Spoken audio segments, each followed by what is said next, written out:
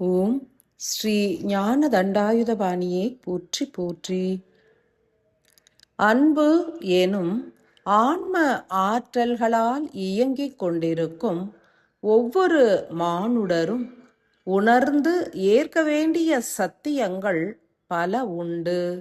ஞான தண்டாயுதபாணியாக வெளிப்பட்டு மானுடர்களை கலியிலிருந்து மீட்டு சத்திய யுகம் நோக்கியே பயணிக்க யாமும் எமது ஆற்றல்களை பொழிந்து உதவுகின்றோம். ஞானம் என்பது பல ரூபங்களை ஏற்றிருக்கும். ஒவ்வொருவரும் தங்களது ஆன்மா உணர்த்துபவற்றையே ஏற்க வேண்டும். மானுடர்கள் பயணித்திட எண்ணற்ற மார்க்கங்கள் உண்டு. ஒவ்வொரு ஆன்மாவும் தனித்த வழித்தடத்தினையே ஏற்க இயலும். ஓர் ஆன்மா உருவாக்கும் வழித்தடமே அதன் ஒளிப்பாலமாகும்.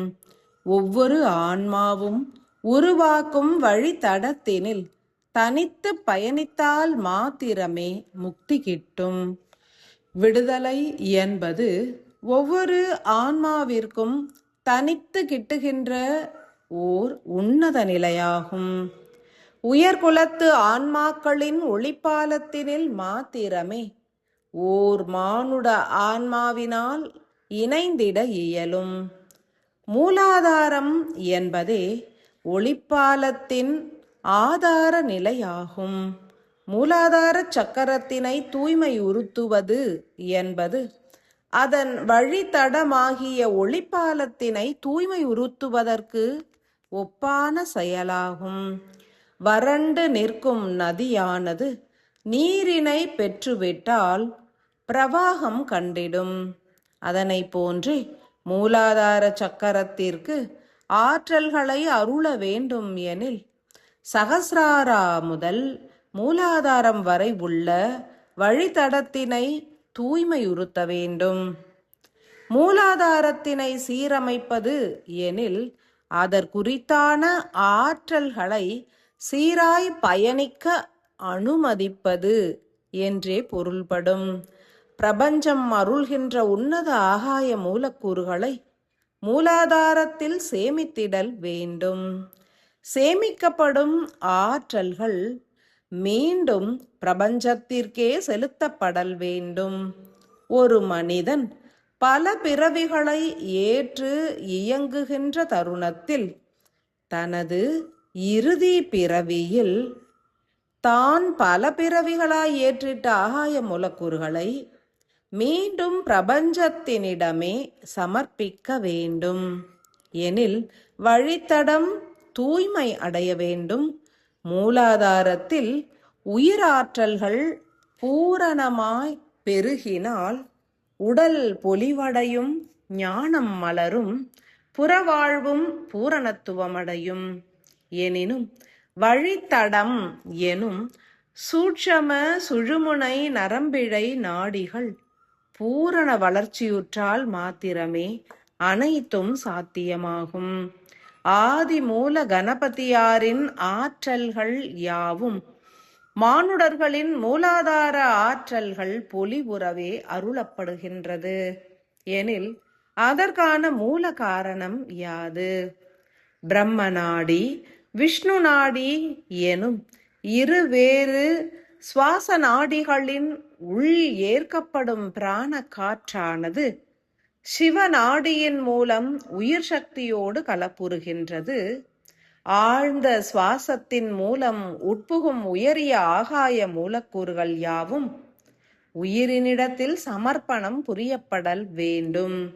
உயரிய பிராண சக்தி மூலாதாரம் வரை தடைகள் இன்றி பாய்கின்றனவா என்றே கண்டறிய ஓர் உன்னத வழித்தடத்தினையே யாம் எடுத்துரைத்திடுவோம். அஃது யாதெனில் உடலோடு உரையாடும் நிலை ஆகும். 6 நிலைகளில் அனைவரும் இதுகாரும் ஏற்றிட்ட மூலாதார பயிற்சிகளை ஆராய்ந்திடல் வேண்டும். முதல் நிலை என்பது சுவாசத்தின் அறிகுறிகளை கண்காணித்தல் என்பதாகும். இரண்டாம் நிலை என்பது விழிகளின் திறனை சோதித்து அறிதல் என்பதாகும். மூன்றாம் நிலையோ செவித்திறனை ஆராய்தல் என்பதாகும். நான்காம் நிலை என்பது வாய் பகுதியினை ஆராய்தல். ஐந்தாம் நிலை என்பது அறிவினை ஆராய்தல். ஆறாம் நிலை என்பது உணர்வின் ஆராய்ச்சி என்பதாகும். மூலாதார ஆற்றல்கள் பெருக வேண்டும் எனில் சகசிராராவின் மூலம் ஆன்மா அருளும் பிரபஞ்ச ஆற்றல்கள் மூலாதார சக்கரத்தினை சீராய் அடைந்திடல் வேண்டும். சகசிராராவில் உள்ள மூலாதார ஆற்றல்களில் துவங்கி 175 மூலாதார சக்கரங்களையும் பூரணமாய் தீண்டுகின்ற இறை ஒளி ஒன்றே ஒவ்வொரு மனிதரையும் இறை லயத்தினில் ஆழ்த்திடும்.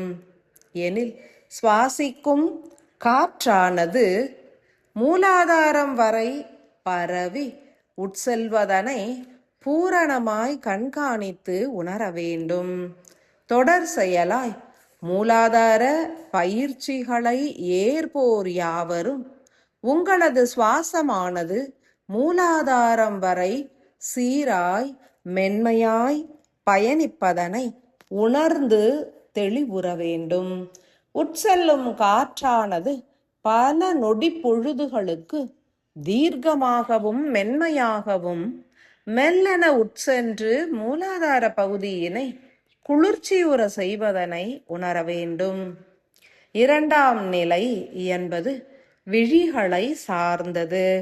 மூலாதார சக்கரமானது கழிவுகளை நீக்கி தூய்மை அடைய துவங்கிவிட்டால் நிகழ்கின்ற ஓர் உன்னத செயல் என்பது புலன்களின் ஒடுக்கம் என்பதாகும்.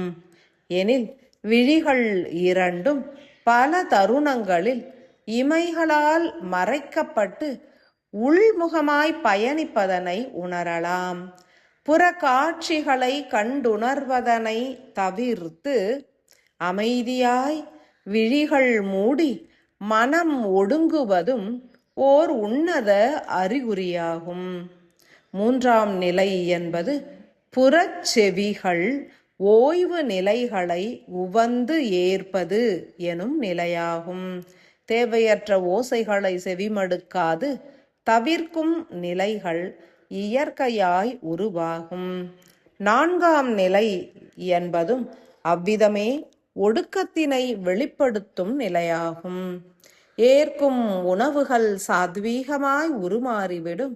வெளிப்படும் ஒவ்வொரு சொற்களும் பதமாய் வெளித்தோன்றும். ஐந்தாம் நிலை என்பது அறிவின் வெளிப்பாடாகும். மூலாதாரம் தூய்மையடைந்து விரிவாய் இயங்கினால் புறத்தினில் விரிந்து கொண்டே செல்லும் அறிவானது ஒடுங்கி அகம் நோக்கி பயணிக்கும். ஆறாம் நிலை என்பது உணர்வின் ஆராய்ச்சி எனும் நிலையாகும். உணர்வு நிலைகளை எளிதினில் ஏற்றிடலாம். மூலாதாரம் தூய்மையுற்றால் சுய உணர்வும் பிற மானுடர்களின் உணர்வும் தெளிவாய் ஏற்கப்படுவதுடன் சூட்சமமாய் சுற்றி வரும் உயர் ஆன்மாக்களின் ஒளி சக்தியினை உணர்வதும் எளிதாகும். மூலாதாரம் தூய்மையுற்றால் புலன் ஒடுக்கமும் மனதின் ஒடுக்கமும் துல்லியமாய் நிகழ்ந்தேறிடும்.